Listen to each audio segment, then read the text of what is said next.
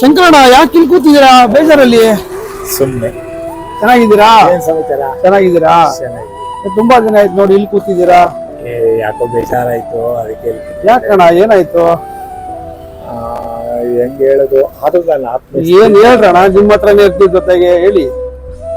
ನಾನು private bank ಅಲ್ಲಿ ಒಂದ್ 50,000 ಸಾಲ ತಗೊಂಡ್ಬಿಟ್ಟಿದ್ದೀನಿ. ಅದು ನಾನು ತಗೊಂಡು 5 ವರ್ಷ ಆಯ್ತು. ಓಕೆ. 50,000ಕ್ಕೆ 60,000 ಬಡ್ಡಿ ಕಟ್ಟಿದ್ದೀನಿ. ಓಕೆ.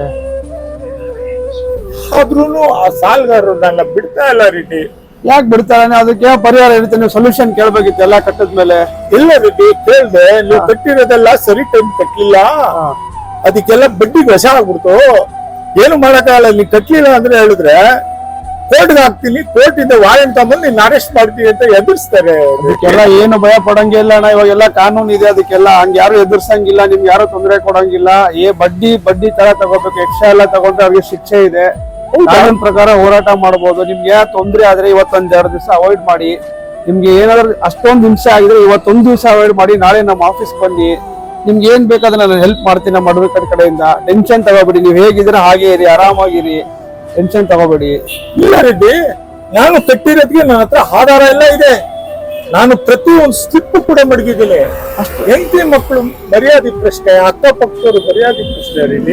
ಏನು ಆಗಲ್ಲ, ಇದ್ರೆ ಫೋನ್ ಮಾಡಿ ಬಂದಿದ್ದಾರೆ ಅವರು ಸಾಲಗಾರರು, ಸೀಸರ್ಗಳು ಅಂತಾರೆ, ಎಲ್ಲಿ ಹೋಗಿದ್ದಾರೆ, ಅವ್ರು ಬರೋವರೆಗೂ ಹೋಗಲ್ಲ ಅಂದ್ಬಿಟ್ಟು ಮರ್ಯಾದೆ ಕಳೀತಾ ಇದ್ದಾರೆ ರೆಡ್ಡಿ. ಏನು ಆಗಲ್ಲ ಅಣ್ಣ, ಅದಕ್ಕೆಲ್ಲ ಸರ್ಕಾರ ಒಂದು ಕಾನೂನು ಮಾಡಿದ್ದಾರೆ, ಏನು ಪ್ರಾಬ್ಲಮ್ ಆಗಲ್ಲ. ಇವತ್ತೊಂದು ದಿವಸ ಅವಾಯ್ಡ್ ಮಾಡ್ಕೊಳ್ಳಿ, ನಾಳೆ ನಮ್ಮ ಆಫೀಸಿಗೆ ಬನ್ನಿ, ನಿಮ್ಗೆ ನಮ್ಮ ಫ್ರೆಂಡ್ ಇದಾರೆ ಅಡ್ವೊಕೇಟ್, ಅವ್ರ ಹತ್ರ ಮಾತಾಡ್ತೀನಿ. ಏನಾಗಲಿ, 1 ಟೈಮ್ ಸೆಟ್ಲ್ಮೆಂಟ್ ಕರೀತಾರೆ, ಕ್ಲೋಸ್ ಮಾಡ್ಕೊಂಡ್ ಬರ್ಬೋದು ನೀವು ಕರೆಕ್ಟಾಗಿ ಕಟ್ಟಿದ್ರೆ.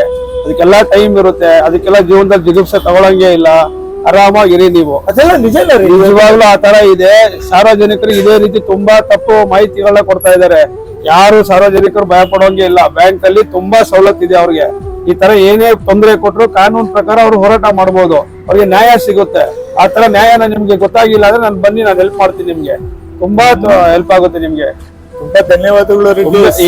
ಬನ್ನಿ, ನನ್ಗೆ ಈ ವಿಷಯ ಅನ್ನೋದೇ ದೊಡ್ಡವರು ನಮಗ್ ಬಿಡಿ, ನೀವೇ ಇಷ್ಟೊಂದು ಭಯ ಪಟ್ರೆ ನಿಮ್ಮಿಂದ 4 ಜನಕ್ಕೆ ಒಳ್ಳೇದಾವಾಗ, ನೀವು ಮಾದರಿ ಆವಾಗ, ನಿಮ್ಮನ್ನೇ ಮಾದರಿಯಾಗಿ 10 ಜನಕ್ಕೆ ಒಳ್ಳೆ ರೀತಿ ಆಗೋ ತರ ನಾನು ಮಾಡಿಸ್ತೀನಿ.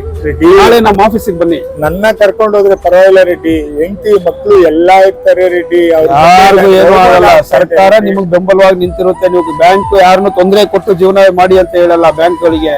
ಅದಕ್ಕೆ ಅಂತ ಸರ್ಕಾರ ಅವರೇ ಕಾನೂನು ಪ್ರಕಾರ ತಗೊಳ್ಳೋ ರೀತಿ ಇದೆ, ಅದಕ್ಕೆಲ್ಲ ಶಿಕ್ಷೆ ಇದೆ. ನಿಮ್ಗೆ ಹಿಂಸೆ ಕೊಟ್ರೆ ಅದು ಏನು ರೆಡ್ಡಿ, ಬಹಳ ಬಂದಂಗೆಲ್ಲ ಅವ್ಯಾಚ್ಯ ಶಬ್ದ ಉಪಯೋಗಿಸಿ ನನ್ನ ಏಜಿನ ಅಂತ ನೋಡ್ದಲೆ ಬೈತಾರೆ ರೆಡ್ಡಿ. ಏನು ಆಗಲ್ಲ ಅಣ್ಣ, ಅವ್ಯಾಚ್ಯ ಪದಗಳು ಯಾರು ಮಾತಾಡಂಗಿಲ್ಲ. ನಿಮ್ಗೆ ಮನೆ ಬಾಗಿಲವರು ಬರೋಂಗೆ ಇಲ್ಲ. ಅವ್ರು ಯಾರು ನಿಮ್ಗೆ ವಾರೆಂಟ್ ಕೊಟ್ಟು ನಿಮ್ಗೆ ನೋಟಿಸ್ ಎಲ್ಲ ಕೊಟ್ಟು ನಿಮ್ ಹತ್ರ ಮಾಡ್ಬೇಕು ಅವರು. ಆ ತರ ಎಲ್ಲ ಏನು ಮಾಡಂಗಿಲ್ಲ. ನಿಮ್ಗೆ ಏನು ಎಷ್ಟು ಹೊಡಿ, ಅವತ್ತೊಂದ್ ದಿವಸ ಅವಾಯ್ಡ್ ಮಾಡಿ, ನಾಳೆ ಬೆಳಿಗ್ಗೆ ನಮ್ಮ ಆಫೀಸಿಗೆ ಬನ್ನಿ, ನಾನು ನಿಮ್ಗೆ ಏನ್ ಬೇಕು ನಮ್ಮ ಅಡ್ವೊಕೇಟ್ ಇಂದ ಸಹಾಯ ಮಾಡಿಸ್ತೀನಿ. ನಿಮ್ಗೆ 10 ಜನಕ್ಕೆ ಒಳ್ಳೇದಾಗ್ಬೇಕು. ನಿಮ್ಮಲ್ಲಿ ಯಾರನ್ನ ಇದ್ರೆ ನೀವು 10 ಜನಕ್ಕೆ ಮಾದರಿ ಆಗ್ಬೇಕು. ಇದನ್ನ ಆ ತರ ಮಾಡ್ಕೊಡ್ತೀನಿ, ನಿಮ್ಗೆ ಏನು ತೊಂದರೆ ಆಗಲ್ಲ, ನಿಮ್ದೆಲ್ಲಾ ಕ್ಲಿಯರ್ ಆಗುತ್ತೆ. ತುಂಬಾ ಧೈರ್ಯ ಕೊಟ್ರಿ, ನನಗೆ ನೆಮ್ಮದಿ ಆಯ್ತು. ಇವತ್ತೊಂದ್ ದಿವಸ ಹೆಂಗಾನ ಮಾಡಿ ಯಾರ್ಯಾರು ಸ್ನೇಹಿತರ ಮನೆ ಮಲಿಕೊಂಡು ನಾಳೆ 11 ಗಂಟೆಗೆ ನಿಮ್ಮ ಆಫೀಸ್ ಹತ್ರ ಸಹಾಯ ಮಾಡ್ತಾರೆ. ಖಂಡಿತವಾಗ್ಲೂ ಮಾಡ್ತೀನಿ. ಈ ಕಡೆ ಎಲ್ಲ ಹೊಲ್ಟ್ರಿ, ನಾನು ಹಿಂಗೆ ಹೋಗ್ತಾ ಇದ್ದೆ ಫ್ರೆಂಡ್ ಹತ್ರ, ನಿಮ್ಮನ್ನ ನೋಡಿ ಅದೇ ಏನು ಶಂಕರಣ್ಣ ಕೂತಾರಲ್ಲ ಅಂತ ಯೋಚನೆ ಮಾಡಿದೆ. ಏನು ಭಯ ಪಡಂಗಿಲ್ಲ, ಬರೀ ನಮ್ಮ ಆಫೀಸ್ ಬಹಳ ಧನ್ಯವಾದಪ್ಪ.